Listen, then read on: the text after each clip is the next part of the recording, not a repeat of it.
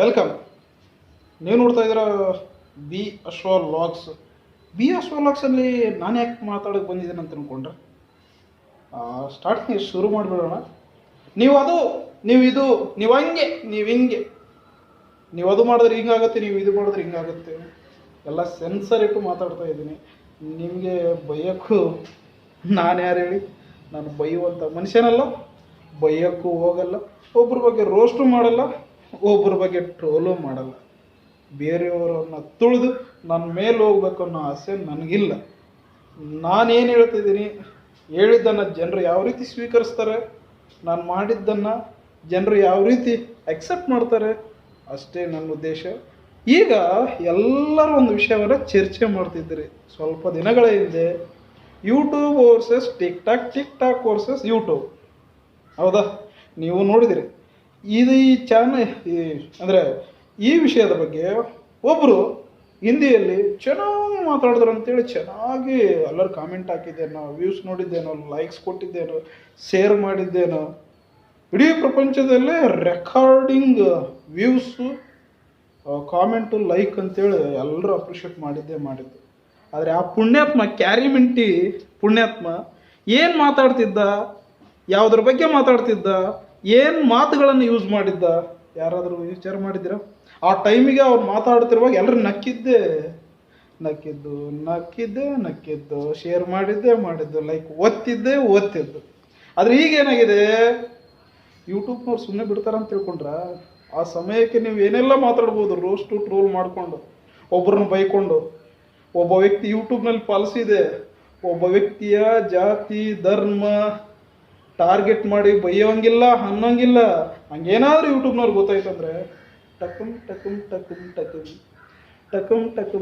Cut ಮಾಡಿ ಬಿಸಾಕ್ತಾರೆ. ಅದೇ ರೀತಿ ಇವಾಗ ಕಟ್ ಮಾಡಿ ಬಿಸಾಕಿದ್ದಾರೆ, ಅಂದರೆ ವಿಡಿಯೋವನ್ನು ಡೆಲೀಟ್ ಮಾಡಿಬಿಟ್ಟಿದ್ದಾರೆ.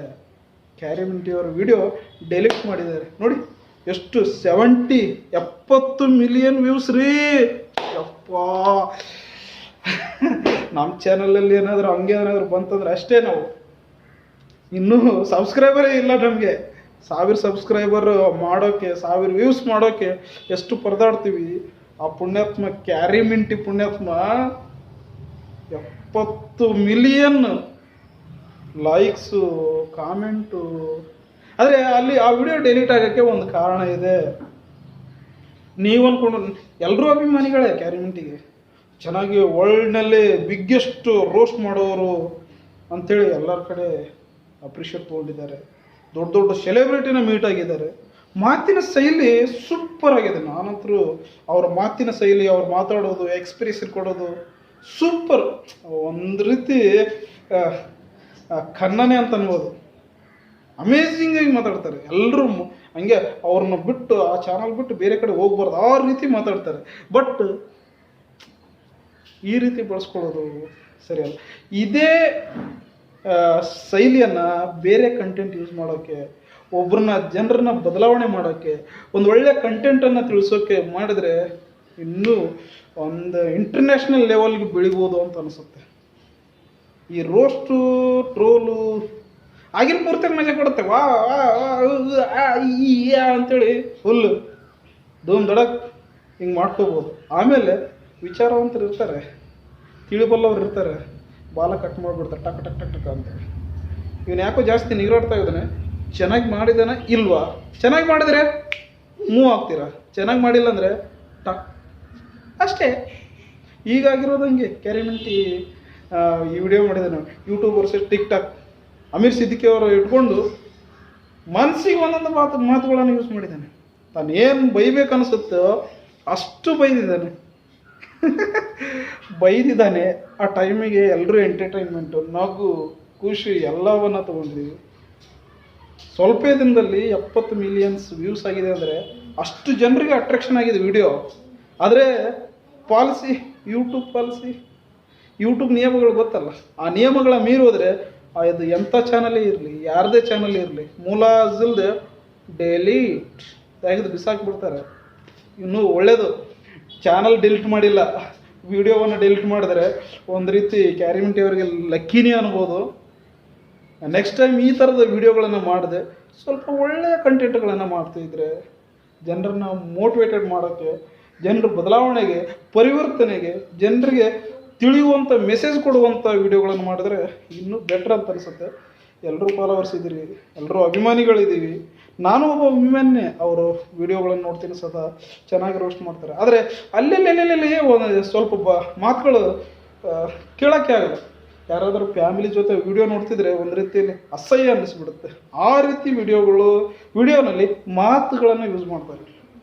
ಆ ಮಾತುಗಳನ್ನು ಸ್ವಲ್ಪ ಕಟ್ ಮಾಡಿಕೊಂಡು ವಿಡಿಯೋಗಳನ್ನು ಮಾಡಿದ್ರೆ ಇನ್ನೂ ಅಮೇಝಿಂಗ್ ಆಗಿ ಇಂಟರ್ನ್ಯಾಷನಲ್ ಲೆವೆಲ್ ಥರ ಇಡೀ ವರ್ಲ್ಡ್ನಲ್ಲೇ ಯೂಟ್ಯೂಬ್ನಲ್ಲೇ ಫಸ್ಟ್ ನಂಬರ್ 1 ಆಗ್ತಾರೆ ಅನ್ನೋಕ್ಕೆ ಚಾನ್ಸೇ ಇಲ್ಲ ಅನ್ಬೋದು.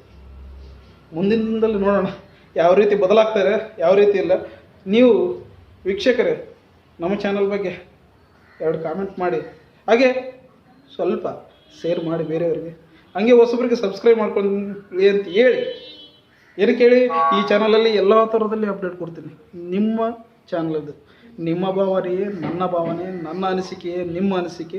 ನಿಮ್ಮೆಲ್ಲರ ಭಾವನೆಗಳಿಗೆ ನಾನು ಸ್ಪಂದಿಸ್ತೀನಿ, ನನ್ನ ಭಾವನೆಗೆ ನೀವು ಸ್ಪಂದಿಸ್ತಿರ್ತಾನೆ. ಓಕೆ, ಏಕೆಂದರೆ ಇದು ಬಿ ಅಶ್ವ ವ್ಲಾಗ್ಸ್. ನನ್ನೆಲ್ಲ ಪರ್ಸ್ನಲ್ ಅಪ್ಡೇಟನ್ನು ಹಾಗೂ ನಾನು ಮಾಡುವಂಥ ಪ್ರತಿಯೊಂದು acting clip, any one update ಇದರಲ್ಲೇ ಇರುತ್ತೆ. ಪ್ಲೀಸ್ ಲೈಕ್ ಮಾಡಿ, ಕಾಮೆಂಟ್ ಮಾಡಿ, ಬೇರೆಯವ್ರಿಗೂ ಶೇರ್ ಮಾಡಿ, ಹೊಸಬರಿಗೆ ಸಬ್ಸ್ಕ್ರೈಬ್ ಮಾಡಿಸಿ. ಆವಾಗವಾಗ ಕಾಮಿಡಿ ವಿಡಿಯೋಗಳಾಗ್ತಾ ಇರ್ತೀನಿ. ಆವಾಗವಾಗ ಟ್ರಿಪ್ಪುಗಳ ಬಗ್ಗೆ, ನಾನು ವಿಸಿಟ್ ಕೊಟ್ಟಿರುವಂಥ ಸ್ಥಳಗಳ ಬಗ್ಗೆ ಮಾಹಿತಿ ಕೊಡ್ತಾ ಇರ್ತೀನಿ. ನನ್ನ ದೈನಂದಿನ ಚಟುವಟಿಕೆಗಳನ್ನು ಅಪ್ಡೇಟ್ ಮಾಡ್ತಾ ಇರ್ತೀನಿ. ಪ್ಲೀಸ್ ಇಂಪ್ರೂವ್ ಮಾಡಿ ಮೈ ಚಾನಲ್.